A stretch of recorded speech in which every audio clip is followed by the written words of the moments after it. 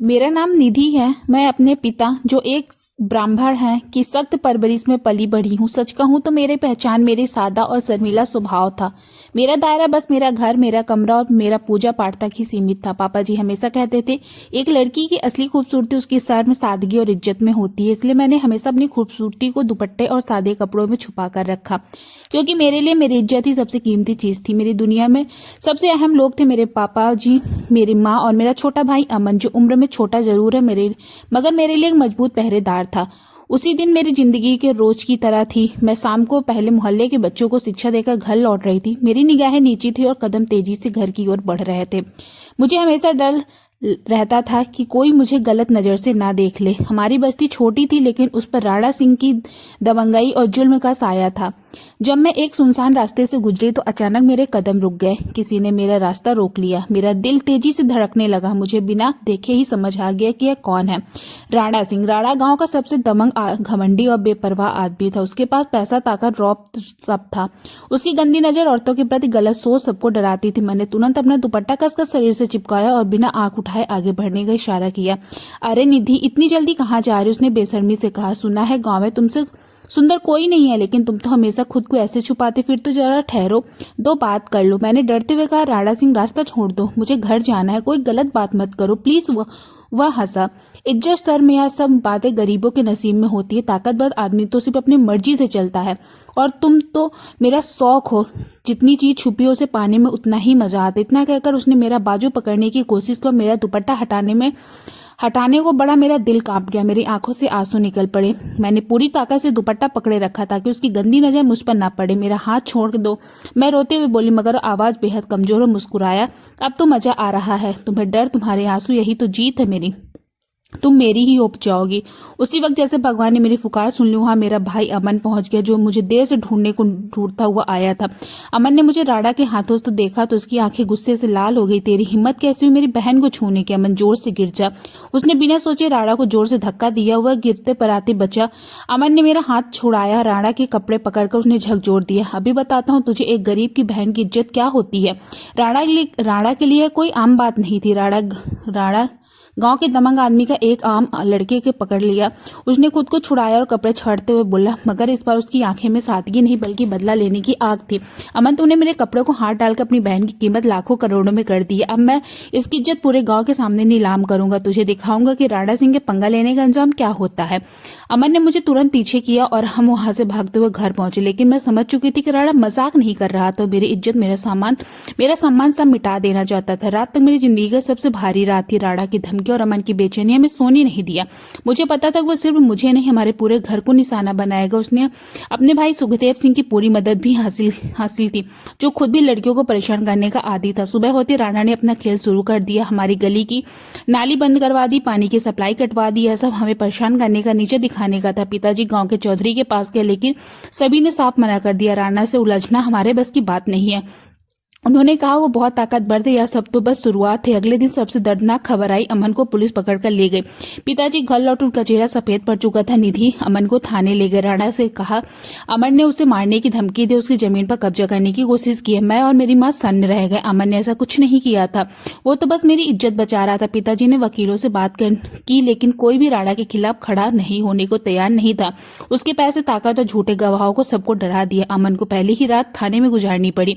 मेरे पिता की बेबसी देखने लायक थी। वो अमन को छुड़ाने के लिए हर दरवाजा खटखटा रहे थे, लेकिन हर जगह उन्हें सिर्फ मायूसी ही मिली। राणा सिंह ने पुलिस और अदालत दोनों जगह अपना पूरा दबदबा झोंक दिया। हमें पता था कि अगर अमन ज्यादा देर तक थाने में रहा तो उसकी जिंदगी खतरे में पड़ जाएगी, या सिर्फ उस रात पर जुल्म किया जाएगा। 2 दिन बाद शाम को राणा सिंह का एक पुराना नौकर हमारे घर आया। वह मेरे पिता को अकेले में बात करना चाहता था। नौकर ने डरते डरते कहा, पंडित जी, राणा सिंह ने आदेश भेजे। वो कहते हैं कि मामला सुलह से खत्म करना चाहते हैं।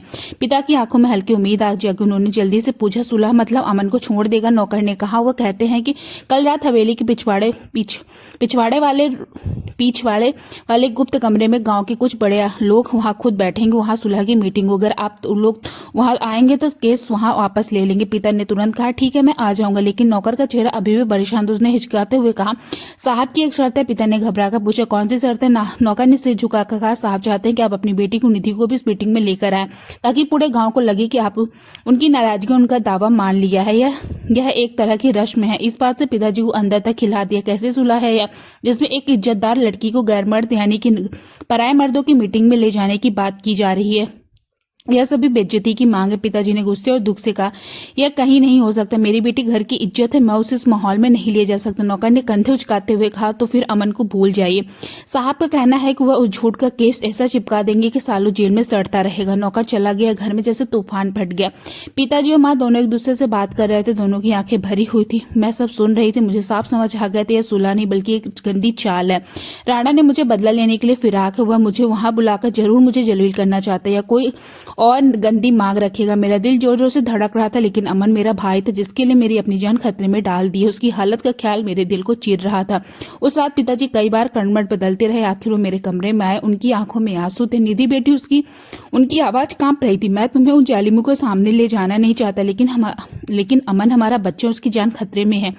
हमने अगर उसकी बात न मानी तो अमन को बर्बाद कर देंगे। मैंने पिताजी की तरफ देखा। उनका चेहरा बेबस पिता का चेहरा था, टूटता हुआ घुटता हुआ। मैं उनकी हालत महसूस कर पा रही थी। मैंने धीरे से कहा, पिताजी मुझे पता है यह एक चाल है। राणा सिंह से मुझे नीचे दिखाना चाहता है। मैं अपना दुपट्टा ठीक किया और खुद को संभालते हुए कहा, अगर मेरी इज्जत दांव पर लगाने से अमन की जान बच सकती है तो मैं तैयार हूँ। आप चिंता मत करो, मैं डरूंगी नहीं। मैं उस मीटिंग में जाऊंगी, बस एक ही बात पर अमन को छोड़ने की शर्त पर। पिता भारी मन से मेरी बात मानने पर मजबूर हो गए। हम लाचार थे। हमारा फैसला अदालत इंसाफ ने बल्कि एक जलील जमींदार की मर्जी का तय कर रही थी। अगले दिन एक पर्दे में रहने वाली लड़की एक ऐसी गुप्त मीटिंग के लिए तैयार थी जहां मेरी इज्जत को दांव पर लगाया जाने वाला था। पिता का हाथ मेरी बाजू पर था, लेकिन कांप रहा था। उनकी आंखों में गहरी बेबसी थी। मेरे दिल में डर की जंजीर कसती जा रही थी।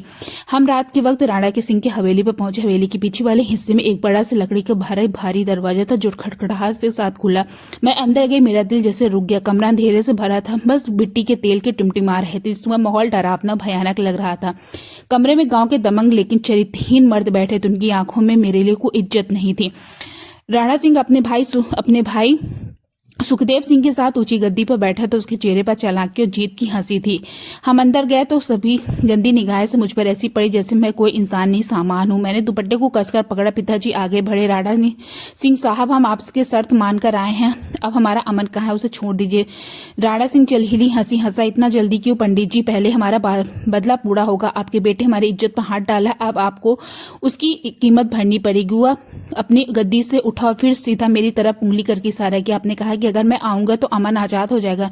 मैं पहली बार आवाज निकाली और मैंने पिताजी से पीछे खड़ी खुद भी डरी हुई थी। राणा सिंह ने हैरानी से मेरी तरफ देखा, बोला, हाँ अमन आजाद हो जाएगा, लेकिन पहले माफी की कीमत चुकानी पड़ेगी। मैंने तुम लोगों को यहाँ पर सुलह के लिए नहीं बुलाया बल्कि तुम्हारे घमंड को तोड़ने के लिए बुलाया। यह लड़की अब मेरी मिल्कियत होगी। यही तुम्हारे खानदान के लिया जाने वाला बदले का दाम है। यह बात सुनकर मेरी रूह कांप गई। यह कैसी नई चाल है, ऊपर से सुलह का दिखावा और अंदर से मुझे एक जीत की तरह अपने नाम करना। मेरे पिता गुस्से से चिल्ला पड़े, कैसी रिवायत है, हम अपनी बेटी किसी सौदे में नहीं दे सकती है। इंसाफ नहीं है। राणा सिंह ने अपने भाई सुखदेव सिंह की तरफ देखा और मुस्कुराए। इंसाफ है, हमारी खानदानी रस्म है, इसके लिए सबसे अहम हिस्से की शुरुआत अब होती है। इतना कहते हुए अचानक मेरी तरफ बढ़ा और एक झटके से मेरे सिर से दुपट्टे को खींचकर नीचे फेंक दिया। मुझे लगा जैसे मेरे जिस्म से मेरी रूह अलग हो गई। मेरी इज्जत जिसे मैं हमेशा ढककर रखती थी अब उन अजनबी और गंदी नजरों के सामने थी। मेरा दिल धड़कना भूल गया था। मैं जैसे पत्थर की हो गई। कमरे में मौजूद हर आदमी की आंखें मुझ पर टिक गई। उनकी निगाहों में गंदी और हबस साफ दिखाई दे रही थी। मेरा पिता वही फर्श पर बैठ गया। उनकी आंखों में दर्द टपक रहा था। इससे पहले कि कोई कुछ कहता, राणा सिंह ने जोर से ऐलान किया, अब इसकी बोली लगी कि ये वही लड़की है जिसकी हुस्न पर एक फकीर के बेटे को गुरूर है।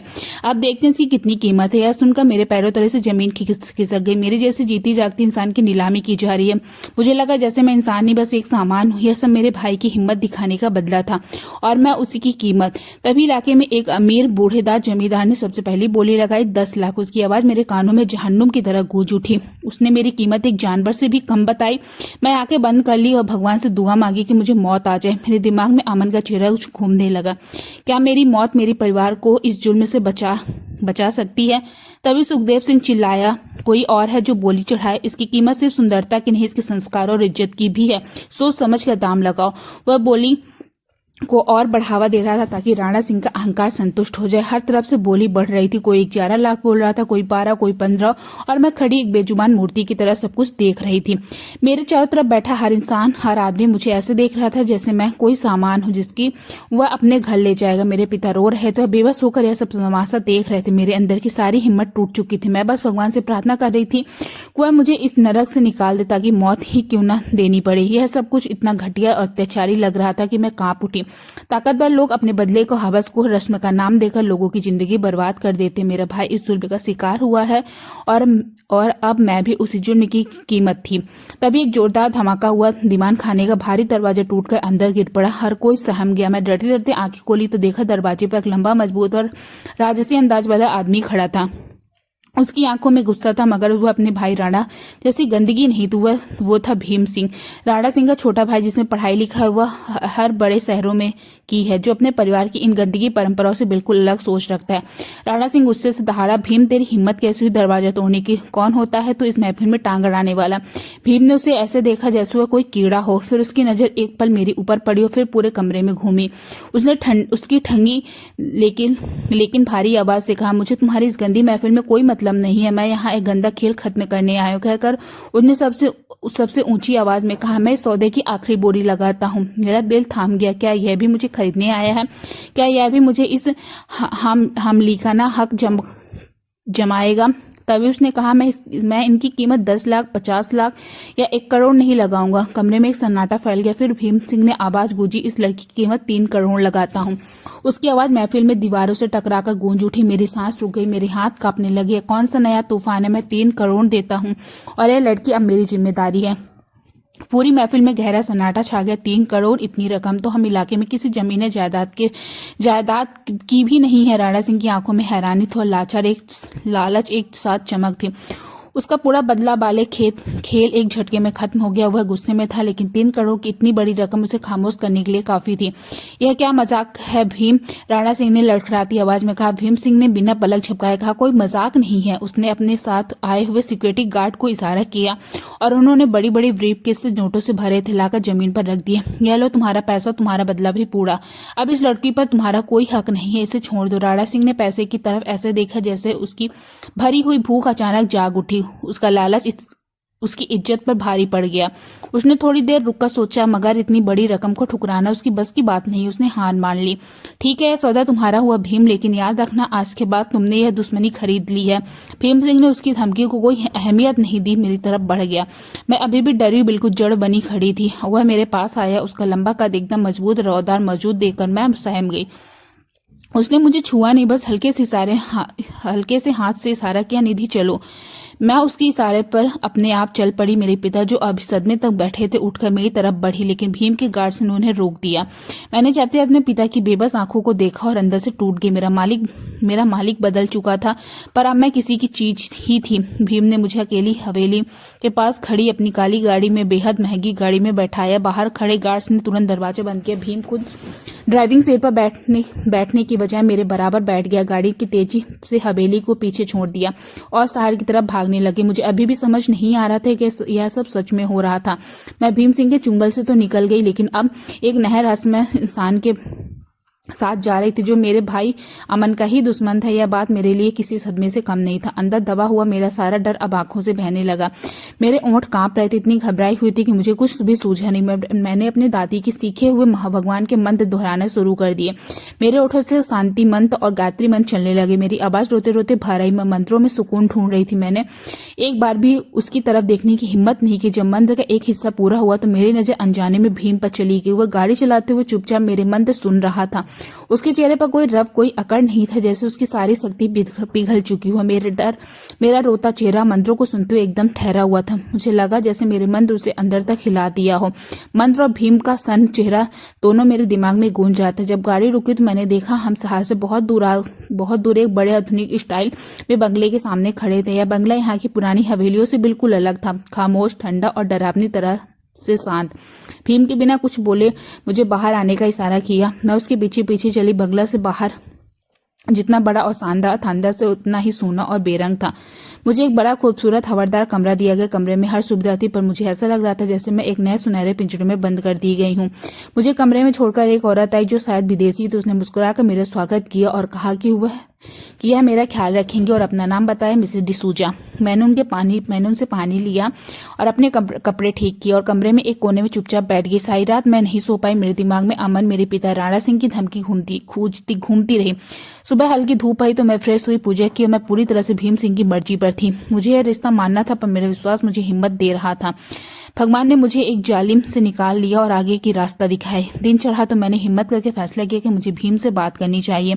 मैंने मिसेस डिसूजा से कहकर उसे संदेश भिजवाया कि मैं भीम सिंह से मिलना चाहती हूँ। थोड़ी देर बाद मुझे उसके बड़े से ऑफिस जैसे कमरे में बुलाया गया। मैं घूंघट किए बिना बस सिर झुकाए उसके सामने खड़ी गई। बस एक बड़ी मेज के पीछे पायल पढ़ रहा था। उसने बिना मेरी तरफ देखे कपैट चौर, निधि बताओ क्या मिलना चाहती हो। उसकी आवाज़ ठंडी और बिल्कुल बेजान सी होने लगी। उसने वह एहसास बिल्कुल नहीं था जो रात को मेरे मंत्र सुनते समय उसके चेहरे पर था। मैं हिचकियाई, फिर धीरे से बोली, मैं आपका शुक्रिया करना चाहती हूँ, आपने मुझे उस डरावनी हालत से निकाला। लेकिन एक बात मेरी समझ में नहीं आई कि आप राणा सिंह के भाई हैं, फिर आपने मेरी इतनी बड़ी बोली क्यों लगाई। क्या आप भी मैं बात पूरी नहीं कर पाई, लेकिन भीम ने समझ लिया। उसने फाइल बंद की और कुर्सी पर पीछे टिक कर मुझे देखा। उसकी नजरें अजीब थी, जैसे जिज्ञासा और दर्द बेरुखी दोनों हो। मैं अपने भाई के बारे में जानता हूँ कि वह कितने जालिम और गंदे कामों में पड़े हैं। उनकी ज्यादातर जायदाद कब गरीबों को दबाकर और लड़कियों को परेशान करके बनी है। मैं इस खानदान की अंधी परंपरा अपनाने कनाडा से वापस नहीं आया हूँ। तो फिर मैंने धीरे से पूछा, आपका मकसद क्या है। तो उसने सीधे कहा, मेरा मकसद तुम्हें सुरक्षित रखना है, और दूसरा अपने भाई के जुर्म को खत्म करना है। तुम्हें राणा से सुरक्षा चाहिए। अब तुम यहाँ सुरक्षित हो। मैं तुम्हारे लिए खरीदा है, मैंने इसीलिए खरीदा है ताकि राणा तुम्हारे साथ फिर कोई गंदी हरकत या बदला लेने की कोशिश ना कर सके। उसका जवाब सुनकर मेरे दिल को थोड़ी राहत मिली, क्योंकि उसकी नीयत साफ दिख रही थी। लेकिन उसका ठंडा कठोर अंदाज मुझे डराता था। वह मुझे बात तो कर रहा था, मगर जैसे मैं कोई कीमती सामान हूँ जिसे उसने सिर्फ अपने मकसद के लिए बचा कर रखा हो। मैं तुम्हें तुम्हारे कमरे में जितनी भी सुरक्षा चाहिए सब दूंगा। उसने आगे कहा, लेकिन याद रखना कि तुम यहाँ से मेरी मर्जी और यहाँ से बाहर कदम रखना बिल्कुल मना है, क्योंकि बाहर राणा और सुखदेव तुम्हें ढूंढ रहे हैं। जब तक मैं उनसे निपट नहीं लेता तुम यहाँ ही मेरी देखरेख में रहोगी। उसका अंदाजा एक सख्त अफसर जैसा था, जैसे किसी जूनियर को आदेश दे रहा हो। मैंने चुपचाप सिर हिलाया, उसकी बात मानी। मुझे समझ नहीं आ रहा था कि आदमी बेरहम या सच में मेरी मदद करना चाहता है। क्या वह बस बदला लेना चाहता है या सच इंसाफ चाहता है। बाकी दिन इसी तरह गुजरते रहे। भीम अपने कामों में बिजी रहता हुआ दिन में कई बार कंप्यूटर से फोन पर लंबी मीटिंग करता था। वह एक बहुत बड़ा बिजनेस संभालने वाला आदमी लगता था, जिससे मेरे होने से कोई खास फर्क नहीं पड़ता था। मैं अपने बड़े कमरे में पूजा पाठ और चुप्पी में ही सिमट कर रह गई। मैं लगातार भगवान से प्रार्थना करती रही, क्योंकि वही मेरा एकमात्र सहारा था जो मुझे इस अनिश्चित हालत में हिम्मत दे रहा था। मैं बस अपने भाई अमन की रिहाई और इस जुल्म से खत्म होने की दुआ कर रही थी, और यह भी भगवान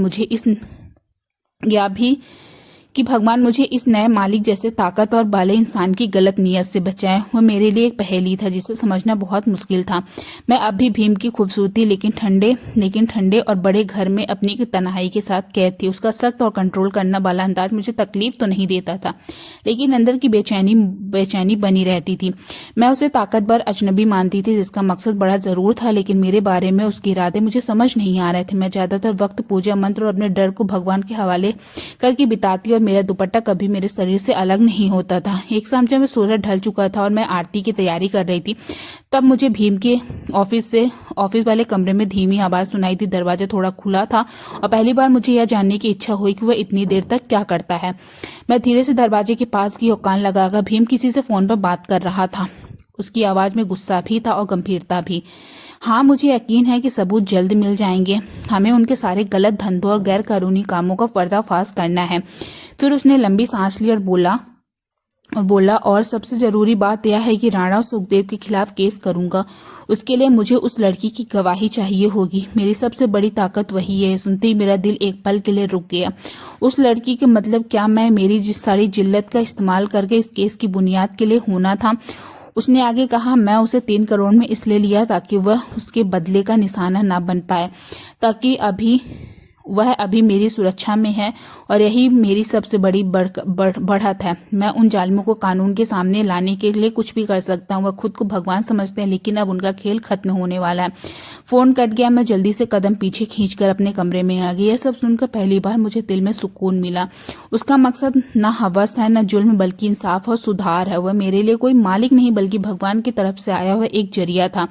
मुझे यह भी समझ में आ गया था कि भीम अपने भाइयों के गलत धंधे और जमीन पर कब्जे और औरतों को परेशान करने वाली हरकतों से बेहद नफरत करता है। वह एक इंसाफ पसंद आदमी है जो अपने घराने के जुल्म को खत्म करने के लिए सालों बाद वापस आया। उस दिन पूजा के बाद मैंने हिम्मत की और दुपट्टा संभालते उसके ऑफिस के दरवाजे पर दस्तक दी। क्या मैं अंदर आ सकती हूँ निधि? आ जाओ, उसने हैरानी से कहा। मैं अंदर आ गई हूँ और उसके सामने थोड़ी दूरी पर खड़ी हो गई। पहली बार मेरी आवाज में डर की जगह भरोसा था। भीम, आज मैं आपकी बातें सुनी। मैंने सुना कि आप मेरी गवाही चाहते हैं और आपका मकसद है सिर्फ इंसाफ है। उसके चेहरे पर हल्की सी हैरानी आई, फिर वह गंभीर हो गया। हाँ, यह सच है। क्या तुम मुझ पर शक था? मुझे था, लेकिन अब नहीं। मैंने साफ कहा, मैं इस जुर्म को खत्म करने में आपकी मदद करूंगी। मेरा भाई अमन बेगुनाह है और आपके भाई अपराधी हैं। मैं उनकी असलियत बताऊंगी। भीम ने गहरी सांस ली। निधि, तुम बहुत साहसी हो, लेकिन यह रास्ता आसान नहीं है। तुम्हें गवाही इस पूरे केस की नींव होगी। तुम बहुत खतरे झेलने पड़ सकते हैं। मैंने अपनी आंखों में उनकी बनाई हुई जिल्लत की दुनिया देखी है। मैं ठोस आवाज में कहा, इस जिल्लत को खत्म करने के लिए मैं हर खतरा उठा लूंगी। अगर आपका मकसद आपके परिवार के जुल्मी सिस्टम को खत्म करना है तो मैं आपके साथ हूँ। उसकी इंसाफ वाली सोच से मुझे बदल दिया और उसके लिए मन में जमा डर अब धीरे धीरे मिटने लगा। मैंने पहली बार उसे सिर्फ कोई आदमी नहीं, बल्कि एक ऐसा इंसान समझा जो मेरे दर्द और मेरे मकसद को समझ सकता था। अगले दिन भीम सिंह ने मुझे अपने प्लान की कुछ बातें बताई। उसने बताया कि वह कैसे सालों से अपने भाइयों के खिलाफ सबूत जुटा रहा है और उन गलत कामों पर नजर रखे हुए है। उसका इरादा यह है कि वह अपने भाई को कानून के रास्ते रोके, ताकि उनकी गलत चल रही हुकूमत हमेशा के लिए खत्म हो जाए। अब मैं हर वक्त उनके लिए दुआ नहीं, बल्कि मन ही मन शुभकामनाएं करती हूँ कि वह अपने इरादे में कामयाब हो जाएं। उसकी जीत से मेरे परिवार की इज्जत वापस ला सकती है। उसकी मौजूदगी अब मुझे किसी कैद की तरह नहीं, बल्कि एक सुरक्षित जगह की तरह महसूस होने लगी। मैं पर्दे में रहते हुए भी उसके इस बड़े संघर्ष में उसका साथ दे रही। तो उसने मुझे फाइलें और रिकॉर्ड दिखाए, जिसमें राणा सिंह और सुखदेव सिंह के अत्याचारों की सारी बातें दर्ज थी। मैंने भी अपने भाई वाले केस से जुड़ी हुई जरूरी जानकारी उसे दे दी। हम दोनों चुप रहते थे, लेकिन हमारी नींव बहुत मजबूत थी। हमारा मकसद सिर्फ सच की जीत था। इसी मकसद से हमने बीच में दूरी को धीरे धीरे मिटा दिया था। भीम की साफ नीयत और न्याय पर अटल रहने की बात जानकर मैंने भी उससे खुलकर बात करना शुरू कर दिया। हाँ, मेरी शर्म और मर्यादा मेरे स्वभाव का हिस्सा थी, इसलिए मैं कभी भी अपने हद से बाहर नहीं जाती थी। अब हमारे बीच डर की जगह भरोसे ने ले ली थी। भीम दिन में कई बार मेरे कमरे में बाहर आकर रुकता और मुझसे अमन के केस में बातें करता, राणा सिंह के नए अत्याचारों को सबूत दिखाता और गांव की हालत मेरी राय लेता। वह हमेशा इज्जत के साथ दूरी बनाकर रखता था, लेकिन मुझे एहसास होता था कि वह मुझे अब सिर्फ एक गवाह नहीं, बल्कि एक सलाह देने वाली साथी की तरह देखता है। मैं उस ठोस दलीलें देती थी और साथ ही हिम्मत और सब्र रखने को कहती थी। एक दिन दोपहर को मैं अपने कमरे में बैठकर रामचरितमानस की चौपाइयां पढ़ रही थी। मेरी आंखें किताब पर थी और मन मेरा पूरा भगवान के शब्दों पर लगा हुआ था। उस वक्त मैं दुनिया की हर टेंशन से दूर थी, जैसे यह पाठ मेरे अंदर कोई शक्ति गहरी भर रहा हो। जब मैं ये चौपाई बार बार दोहरा रही थी, तभी मुझे लगा कि दरवाजे पर कोई खड़ा है। मैंने पूरा पाठ किया और फिर देखा कि भीम से चुपचाप दरवाजे पर खड़ा मेरी आवाज सुन रहा था। उसके चेहरे पर एक अजीब सा सुकून था, जैसे मेरी आवाज ने उसे कुछ पल की राहत दे दी हो। उसने धीरे से कहा, तुम्हारी आवाज में बहुत असर है निधि। पाठ खत्म होने के बाद वह हल्के से कदमों से कमरे में आया और दीवार के पास रुक गया। यह पहला मौका था जब उसने इस नरम और साफ लफ्जों से मुझसे बात की। मैं घूंघट में चेहरा ढकते हुए नजरें नीचे कर ली। भीम की गहरी सांस लेते हुए पहली बार अपने दिल की उलझन बताई। उसने कहा, तुम्हारा भरोसा बहुत मजबूत है निधि। तुमने इतनी बड़े जुर्म का सामना किया, लेकिन फिर भी तुम्हारे दिल में डर नहीं है, बल्कि भगवान का नाम है। काश मुझे भी अपनी जिंदगी में ऐसा सुकून मिलता। मैंने दुनिया की सारी पढ़ाई कर ली, लेकिन यह शांति मुझे कभी नहीं मिली। मैंने उसे हौसला देते हुए कहा, आप जो कर रहे हो वह किसी लड़ाई से कम नहीं है। बुराई के सामने खड़े होना, सच के लिए लड़ना, यह बहुत हिम्मत का काम है। भगवान जरूर आपका साथ देंगे। मेरी आंखें घूंघट के अंदर से उसके चेहरे पर जम गई। उसकी नजरों ने भी इज्जत के साथ मेरी वजूद को देखा। उस छोटी सी नजर से मिलाप एक अजीब सा अपनापन महसूस हुआ, जैसे दो में गुजर रहे मुसाफिर अचानक एक दूसरे को पहचान लें। यह जुड़ाव किसी तरह की जवानी वाली ख्वाहिश नहीं बल्कि एक गहरी समझ और दिल हमदर्दी का एहसास था। उस दिन के बाद भीम के व्यवहार में एक साफ बदलाव आ गया। वह मुझे और ज्यादातर इज्जत देने लगा। जब वह सिर्फ सबूतों की बात नहीं करता था बल्कि मेरी तबीयत और खैरियत भी पूछता था। उसने मुझे शहर की कुछ दुर्लभ धार्मिक किताबों और इतिहास की पुस्तकें भी भेजी ताकि मेरी ज्ञान बढ़ सके। उसने कहा यह तुम्हारा हक है, तुम पढ़ी लिखी हो और तुम्हें इन चीजों को दूर नहीं रहना चाहिए। मैं सिर्फ तुम्हारी सुरक्षा ही नहीं तुम्हारी तरक्की में भी बाधा नहीं बनूंगा। अब तो वह मेरा मालिक या निगरानी करने वाला नहीं रहा। धीरे धीरे उसका खामोश ध्यान रहने वाला रूप भी मेरे दिल में एक हल्का सा बहुत पाक और धीमा एहसास जगाने लगा था। मैं किसी आदमी को इस तरह पहले कभी नहीं देखा था। भीम की यह नरमी एक तहजीब थी जो उसके भाइयों से बिल्कुल उलट थी। उसकी इंसाफ पसंदगी मुझे सुरक्षित और चैन वाला एहसास दिया। मैं उसके स्वभाव के बारे में सोचने लगी। वह अमीर था, ताकतवर था, लेकिन सबसे बढ़कर इंसानियत से भरा हुआ था। मेरे मन में धीरे धीरे यह ख्याल आया कि शायद यह आदमी मेरा सच्चा साथी बन सकता है, एक ऐसा साथी जो मेरे मर्यादा की कदर करेगा और मेरे विश्वास की रक्षा करेगा। यह मोहब्बत या लगाव बहुत शांत, बहुत गहरा और बहुत ही साफ था। ठीक मेरे घूंघट की तरह मुझे महसूस होने लगा था कि अब हमारी किस्मत सिर्फ न्याय की लड़ाई की वजह नहीं बल्कि दिल के एक नए रिश्ते की वजह से एक दूसरे से जुड़ने लगी है। राणा सिंह और सुखदेव सिंह के खिलाफ कार्रवाई का वक्त करीब आ चुका था, लेकिन इस खतरे के साथ साथ मेरी जिंदगी में एक नई मोहब्बत की राह भी खुल रही थी। हमारी खामोशी नजदीकियां अब एक मजबूत भावनात्मक रिश्ता बन चुकी थी जो आने वाले तूफान में हमें साथ खड़े रहने की हिम्मत देने वाली थी। मेरे और भीम सिंह के बीच अब एक गहरा मगर बिना बोले समझ जाने वाला रिश्ता बन चुका था। भीम ने मुझे इज्जत, सुरक्षा, भरोसा दिया था और मैं अपनी चुप्पी, सच्चाई और दिल से उसकी तन्हाई को समझा था। लेकिन हमारी इस साफ सुथरी मोहब्बत पर अब डर का साया मंडरा रहा था। भीम ने बता दिया कि वह राणा और सुखदेव के खिलाफ अदालत में केस दर्ज करने वाला है और इस केस की जीत का सबसे बड़ा सहारा मेरी गवाही थी। जैसे ही भीम ने गांव के बुजुर्ग और पंचों को अपने भाई के खिलाफ कानूनी नोटिस भेजा, राणा और सुखदेव को शक हो गया। उनकी पूरी सत्ता और पैसा गलत धंधों पर टिका था। वह जानते थे अगर मैंने गवाही दे दी तो उनका पूरा खेल खत्म हो जाएगा। एक रात जब मैं पूजा करके अपने कमरे में रामायण पढ़ रही थी, बाहर अचानक शोर और गोलियां की आवाज आने लगी। मेरा दिल जोर जोर से धड़कने लगा। मैं समझ गई थी कि वो लोग आ गए हैं। मैंने जल्दी से अपनी चुन्नी ठीक की और एक तरफ खड़ी हो गई। तभी दरवाजा जोर से टूटकर गिरा और राणा सिंह, सुखदेव सिंह अपने गुंडों के साथ अंदर घुस आए। राणा की आंखों में इस बार सिर्फ गुस्सा नहीं बल्कि डर और बेचैनी भी थी। वह मुझे उठा ले जाना चाहते थे ताकि भीम पर दबाव डालकर केस वापस कराया जा सके। कहाँ है भीम सिंह? राणा ने चिल्लाते हुए कहा। तूने मुझे धोखा दिया, तूने मेरा माल चुराया है और अब तू मेरी बर्बादी की वजह बन रही है। तभी भीम बाहर आया। उसके पास कोई हथियार नहीं था, बस हिम्मत और भरोसा था। अब तुम्हारा खेल खत्म होने वाला है राणा। लोगों पर किए जुल्म का हिसाब तुम्हें देना ही पड़ेगा। देखते हैं खत्म कौन होता है, हम या तेरी यह गवाही। सुखदेव ने गुस्से में बंदूक तान दी और फिर शुरू हुई जबरदस्त लड़ाई। भीम अकेला था लेकिन अपने दिमाग और ताकत से उसने एक एक करके गुंडे को नीचे गिरा दिया, मगर राणा और सुखदेव दोनों गुस्से में पागल होकर उसे काबू करने की कोशिश कर रहे थे। लड़ाई के दौरान राणा ने मौका पाकर भीम को दीवार में सटा दिया और उस बंदूक को तान दी। तुमने हमारी दुनिया उजाड़ दी है, अब तू जिंदा नहीं बचेगा। देखकर मेरा दिल टूट गया। जिसने मुझे बचाया, इज्जत दी, उम्मीद दी, आज उसकी जान खतरे में है। मैं और नहीं रह पाई। मैंने अपनी जान की परवाह किए बिना छुपने की जगह से बाहर कदम रखा और भीम और राणा के बीच में खड़ी हो गई। बस बंदूक नीचे कर दे राणा। मेरी आवाज में डर नहीं बल्कि यकीन और हिम्मत थी। अब किसी पर जुल्म नहीं होगा, किसी की जिंदगी से खिलवाड़ नहीं करेगा तू। मेरी हिम्मत देखकर राणा सन्न रह गया। उसे यकीन नहीं हुआ कि मैं उसके सामने खड़ी हूँ। मेरी अचानक आए हौसले से भीम को भी हैरान कर दिया। राणा की तवज्जो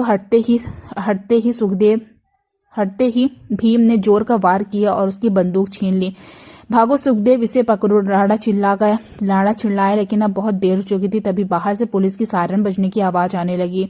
यह भीम की प्लानिंग थी। उसे पहले से ही शक था कि हमला होना है। पुलिस तेजी से अंदर आई। राणा और सुखदेव दोनों को गिरफ्तार कर लिया।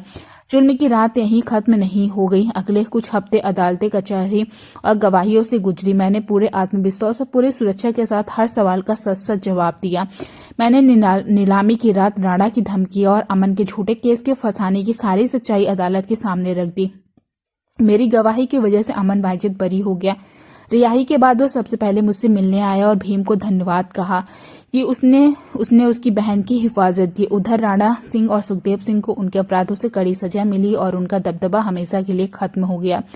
जब मैं अदालत से बाहर आई, अमन और मेरे पिता मेरे इंतजार कर रहे थे। थोड़ी दूरी पर भीम खड़ा था।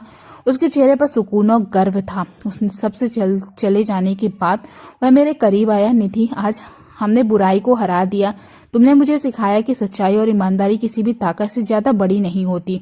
मैंने तुम्हें 3 करोड़ में खरीदा था, लेकिन आज मैं मानता हूँ कि तुम्हारी कीमत इस दुनिया में हर दौलत से ज्यादा है।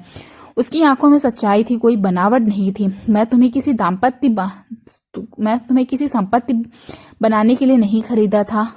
अब जब तुम पूरी तरह से आजाद हो, क्या तुम अपनी जिंदगी में मुझे जगह दोगी? मैं तुम्हें पत्नी की इज्जत और एक साथी का मुकाम देना चाहता हूँ। मैंने मुस्कुराते हुए हल्का सा सिर हिलाया। भीम, मैं आपके सच्चे इरादों को कबूल करती हूँ। हमारा विवाह बहुत ही सादा लेकिन सम्मान से भरपूर हुआ। मेरे पिता ने खुशी खुशी मेरी विदाई की और अमन ने भाई का फर्ज निभाया। हमारी जिंदगी की शुरुआत मालिक गुलाम की तरह नहीं, बल्कि 2 बराबर और सच्चे साथियों की तरह हुई। भगवान की कृपा हमारी नई जिंदगी शुरू हुई। बुराई की रात बीत चुकी थी, इंसाफ का सूरज पूरी तरह निकल चुका था। तो दोस्तों, आपको यह कहानी कैसी लगी मुझे कमेंट सेक्शन में ज़रूर बताइए। मेरे चैनल को सब्सक्राइब करके वीडियो को लाइक कर दें, वीडियो को हाइप भी दें और ऐसे ही रोमांचक कहानियाँ सुनने के लिए मेरे चैनल के साथ बने रहें। धन्यवाद।